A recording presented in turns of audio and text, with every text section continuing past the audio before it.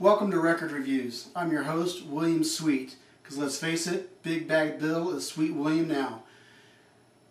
The goal of this show is to review some classic rock records by some bands you may know and that the albums themselves have gone unnoticed, some new bands coming up and coming, also some current bands with new records coming out.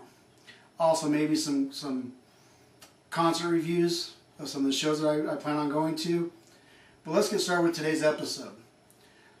What happens when the bass player for UFO, Pete Way, dislikes the direction the band's going? He leaves. What happens when the guitarist for Motorhead, Fastway Clark, has the same disagreement? He leaves. They form a band called Fastway. Contractual agreements forced Pete Way to step out of the way. In 1983, Fastway releases their first album, Fastway, with material like Say What You Will and Easy Livin', both radio staples in 1983. In 1986, they are approached to do a soundtrack for a movie. The movie itself, a cult classic. I really liked it, kind of unnoticed though. That is Trick or Treat. It stars Mark Price, who used to be Skippy on Family Ties.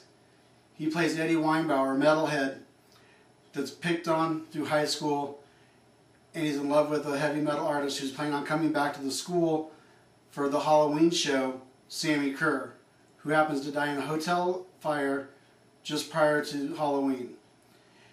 Also stars Gene Simmons as disc jockey Nuke, who gives Eddie an acetate of Sammy Kerr's newest album. Plans on playing it backwards, midnight Halloween, which is how Sammy Kerr is going to come back and torment the town. Ironically, it also has a minister in this movie that is all against rock and roll, and that is played by Ozzy Osbourne.